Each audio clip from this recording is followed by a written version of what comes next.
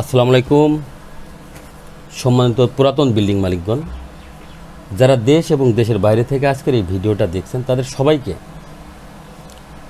সিলেট তালতলা সুফিয়া হোটেলের ছাদ থেকে ইঞ্জিনিয়ারিং টেকনোলজির পক্ষ থেকে আপনাদের স্বাগতম।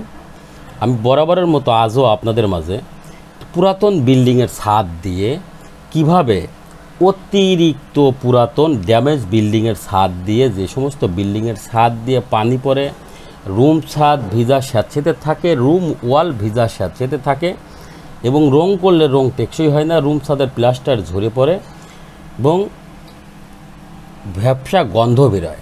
সেই সমস্ত বিল্ডিংয়ের ছাদকে এবং বিল্ডিংকে কিভাবে না ভেঙে টেকসই করবেন সেটা সম্পর্কে আমি আলোচনা করব। তো এই ভিডিওটা যদি এই কাজ সম্পর্কে দেখতে হয় বা জানতে হয় তাহলে অবশ্যই না টেনে সম্পূর্ণ দেখার জন্য বিনয়ের সহিত আহ্বান করছি।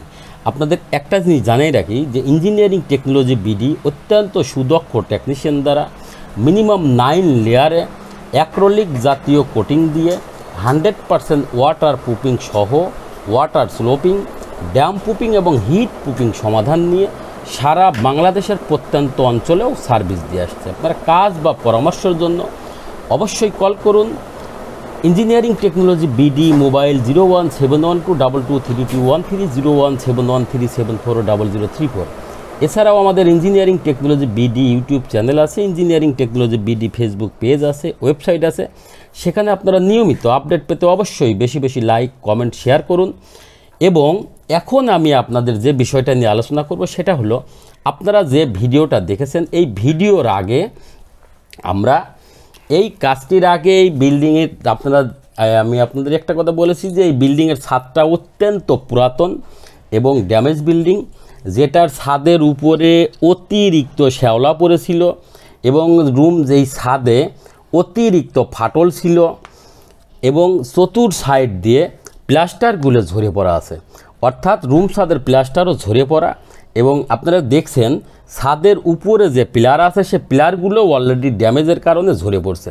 তো এই কাজটা আমরা টোটালি এই কাজটি করার আগে আমরা ছাদের উপরের যে আপনার কিছু ঢালাই ছিল, সেই সিমেন্ট বালি খোয়া দিয়ে যে ঢালাই ছিল সেই ঢালাইটা আগে উঠিয়ে নিয়েছি। উঠিয়ে নেওয়ার পরে মূল ছাদে আমরা গ্রাইন্ডিং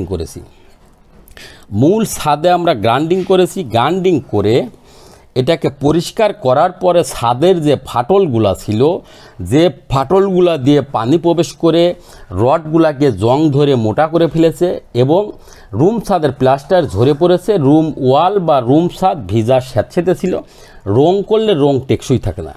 তো এইটা যখন উঠানোর পরে গ্রাইন্ডিংয়ের পর ছাদের যে ফাটলগুলো আছে অর্থাৎ সূক্ষ্ম ছিদ্রগুলো আছে সেইগুলো আগে শনাক্ত করেছি। শনাক্ত করার পরে এই ছাদে 100% ওয়াটার প্রুফিং করেছি।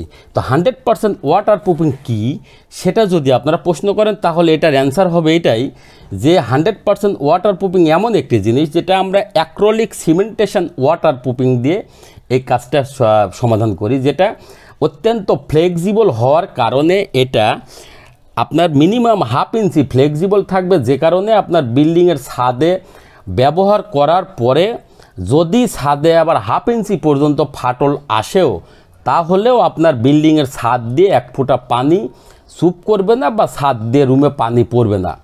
রুমে যদি পানি না পড়ে তাহলে আপনার রুম ছাদ ড্যামেজ হবে না, রুম ছাদের প্লাস্টার ঝরে পড়বে না, রুম ছাদের রডগুলাকে জং ধরবে না, মরিচা পড়বে না এবং আপনার গাইড ওয়াল বা আপনার রুম ওয়ালগুলা ভিজা স্যাঁতসেঁতে থাকবে না, রং করলে রং টেকসই থাকবে।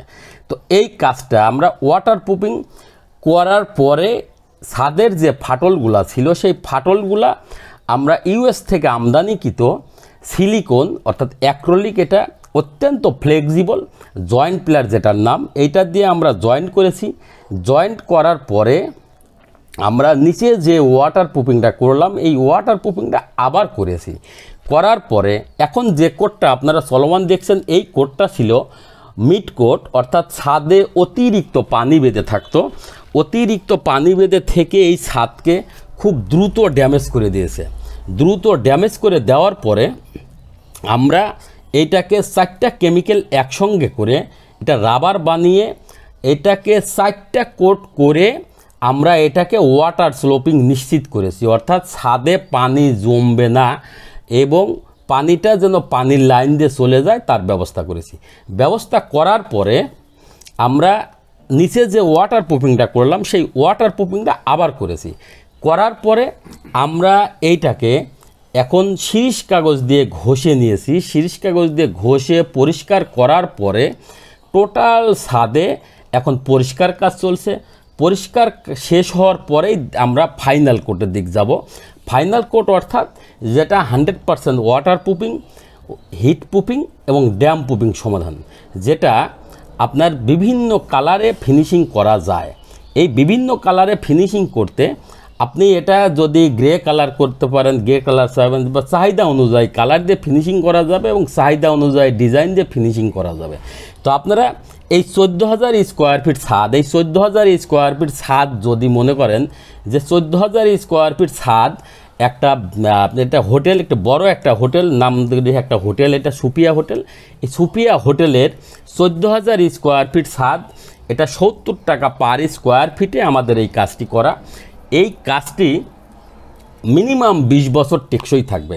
এটা অত্যন্ত পুরাতন বিল্ডিং হওয়ার কারণে এখানে এই ছাদটা যদি রাজমিস্ত্রি বা ইঞ্জিনিয়ারের কাছে কোনো পরামর্শের জন্য যাইতো তাহলে নিশ্চিত এই ছাদটি ভেঙে নতুনভাবে নির্মাণের জন্য পরামর্শ দিত। সেখানে সীমিত কিছু টাকা খরচ করে এটা আরও 20 বছর দীর্ঘস্থায়ী হবে এবং 100% ওয়াটার প্রুফিং, ড্যাম প্রুফিং এবং হিট প্রুফিং সমাধান। অর্থাৎ ইতিপূর্বে এই বিল্ডিং তৈরির পর থেকে বাংলাদেশের তাপমাত্রা অনুযায়ী উপরে যদিও সিমেন্ট বালি খোয়া দিয়ে যে ঢালাই করা ছিল, এই ঢালাইতেও হিট প্রুফিং অর্থাৎ রুমের মধ্যে যে গরম লাগতো সে গরম থেকে বাঁচার কোনো প্রতিকার ছিল না, উপায় ছিল না। কিন্তু অ্যাক্রিলিক জাতীয় কোটিং দিয়ে এটা ফিনিশিং করার কারণে আমরা 9 লেয়ারে এই হোটেলের টোটাল ছাদের কাজটা কমপ্লিট করেছি এবং এটা ওজনবিহীন।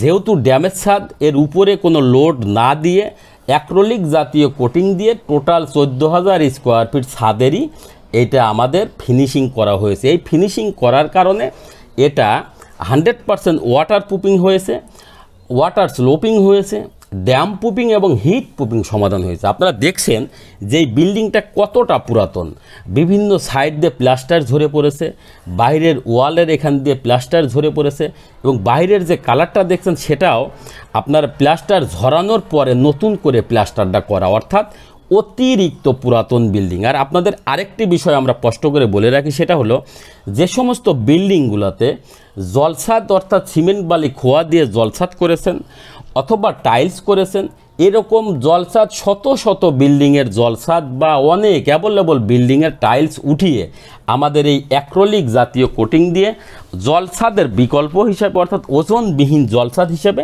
আমরা কাজ করে দিয়েছি এবং দীর্ঘমেয়াদী সেটা টেকসই। আর ইঞ্জিনিয়ারিং টেকনোলজি বিডি সারা বাংলাদেশের প্রত্যন্ত অঞ্চলেও অত্যন্ত সুদক্ষ টেকনিশিয়ান দ্বারা সার্ভিস দিয়ে আসছে। এই সার্ভিস পেতে অবশ্যই স্ক্রিনে দেওয়া নাম্বারে কল করবেন এবং আপনারা নতুন বিল্ডিংয়ের ছাদে যারা জলছাদ করবেন তাদের উদ্দেশ্যে যে বিষয়টা থাকবে সেটা হলো নতুন বিল্ডিংয়ের ছাদ ঢালাই করার পরেই যখন কিউরিং শেষ হবে, অর্থাৎ আপনার বিল্ডিংয়ের ছাদে ঢালাই করার পরেই যখন পানি বাঁধায় রাখেন 20 থেকে 25 দিন, সেই পানিটা নামানোর পরেই ছাদ শুকানোর পরেই যদি আমাদের এই অ্যাক্রিলিক জাতীয় কোটিং দিয়ে মিনিমাম 9 লেয়ারে আপনি ওয়াটার প্রুফিং সহ ড্যাম প্রুফিং এবং হিট প্রুফিং সমাধান করে নেন, তাহলে মিনিমাম 30 থেকে 40 বছর আপনার বিল্ডিংয়ের ছাদ বা ওয়াল নতুন থাকবে। যেখানে আপনার রং করলে রং টেকসই থাকবে, ছাদে পানি চুপ করবে না, ছাদে পানি চুপ না করলে রডে জং ধরবে না, রডে জং না আসলে আপনার রুম ছাদের প্লাস্টার ঝরে পড়বে না, ছাদ দিয়ে রুমের মধ্যে পানি পড়বে না। তো ইঞ্জিনিয়ারিং টেকনোলজি বিডির সার্ভিস পেতে অবশ্যই স্ক্রিনে দেওয়া নাম্বারে কল করবেন।